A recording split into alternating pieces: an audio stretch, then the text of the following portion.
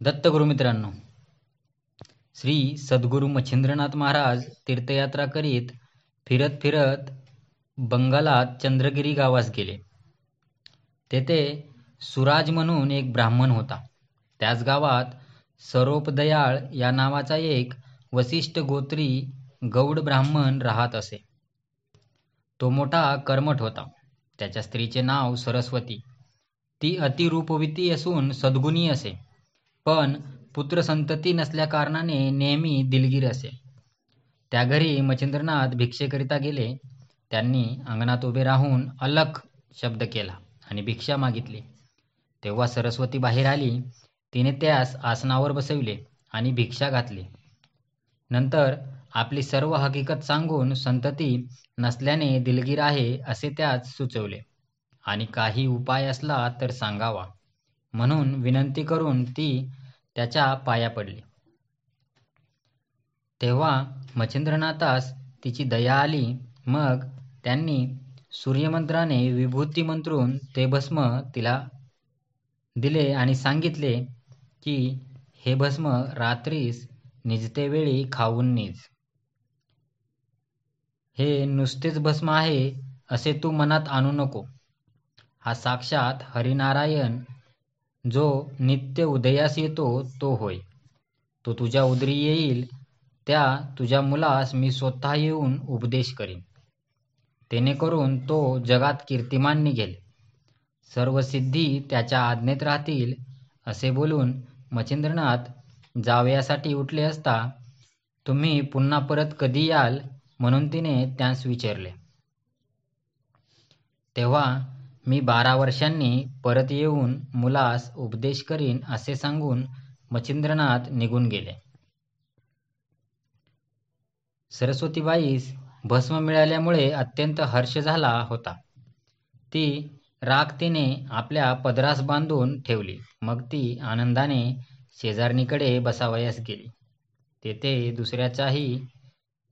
दुसऱ्याही 5-7 बायका आल्या होत्या व संसारासंबंधी त्यांच्या गोष्टी चालल्या होत्या. त्यावेळी तिनेही आपल्या घरी घडलेला सर्व वृत्तांत त्यास सांगितला आणि त्या कानफाड्या बाबाने सांगितल्याप्रमाणे मी भस्म खाल्ले असता मला पुत्र होईल काय म्हणून विचारले. तेव्हा एक जणीने तिला सांगितले की त्यात काय आहे, असल्या धुळीने का पोरे होतात? तू अशी कशी त्याच्या नादी लागलीस कोण जाणे. आम्हाला हे चिन्ह नीट दिसत नाही. अशा तऱ्हेने त्या बायांनी तिच्या मनात किंतु भरविल्यामुळे ती हिरमुसले तोंड करून आपल्या घरी गेली व गायीच्या गोट्यात शेणाच्या उकिरड्यात तिने ते भस्म टाकून दिले. 12 वर्षानंतर जेव्हा मच्छिंद्रनाथ चंद्रगिरी गावात सरस्वतीच्या घरासमोर जाऊन उभे राहिले, त्यांना पाहून सरस्वती बाहेर आली. तिने नाथांना ओळखले. मुलगा कुठं आहे? नाथांनी विचारले. मला मुलगा झालाच नाही, तिने सांगितले. खोटं बोलू नकोस. मी तुला 12 वर्षापूर्वी जे भस्म दिले होते त्या भस्माचे काय झाले? नाथांनी प्रश्न केला.